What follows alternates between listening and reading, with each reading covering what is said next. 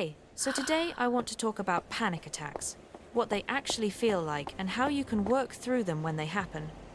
You know that terrifying moment when your body convinces you that you're having a heart attack, or that you're literally dying, or about to pass out? Here's the thing, you're not. What's actually happening is your brain's alarm system is going off at totally the wrong time. And even though it feels like you're losing control, there are actual ways to tell your nervous system, hey, we're safe, sometimes in just seconds. You're not losing it, you just haven't learned the tricks to handle it yet. So, a panic attack is basically when your body freaks out for seemingly no reason. Your heart starts pounding, you're sweating, shaking, feeling like you can't breathe or like something's choking you. The worst part? It can happen literally anywhere. You could be at Target, driving, or even asleep. Usually, the intense part peaks in 10 to 20 minutes. But beyond just the physical stuff, sometimes you might feel this really weird disconnection, like you're watching yourself from outside your body, or like nothing around you feels real. It's super disorienting and honestly terrifying. A lot of people end up in the ER because they genuinely think something's seriously wrong with them medically. And look, panic attacks themselves won't kill you. Doctors can run tests to make sure it's not something like a heart attack or stroke, but armed with the knowledge that the panic will subside once your body and mind regain control, know that you will be okay. Also worth knowing, things like coffee, energy drinks, nicotine, and alcohol can actually trigger these same feelings or make them worse, so try to avoid them if you are feeling super stressed.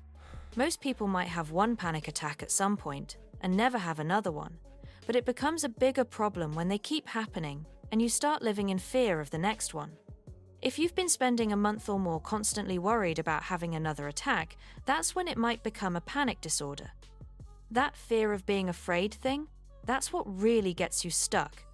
You start avoiding places or situations because you're scared of having an attack there. Like maybe you stop driving or skip going to parties because you're worried about panicking somewhere you can't escape from. The problem is, the more you avoid stuff, the harder everyday life gets, and it can snowball into avoiding pretty much everything. Here's what's wild. Anxiety is actually supposed to protect you. So, if you need to run from danger, for example, but your brain sometimes can't tell the difference between actual danger and just stress.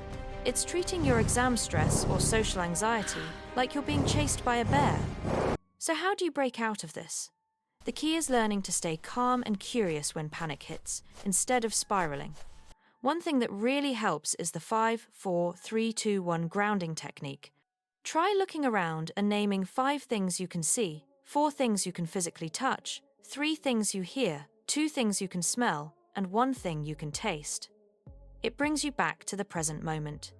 At the same time, try to slow down your breathing. Breathe in for 4 counts, hold it for 4 counts, and exhale for 4 counts. The longer exhale actually tells your body it's safe. And this might sound weird, but literally saying out loud what you're feeling, like my heart is racing, can take away some of its power and help you feel more in control. Long term, there are things that really work.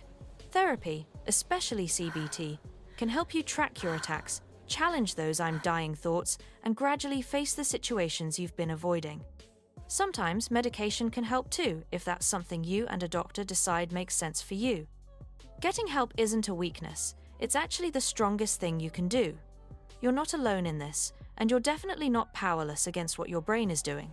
Quick question, if you've ever had a panic attack, what was that one physical feeling that made you realize, oh, my body's in full fight or flight mode right now?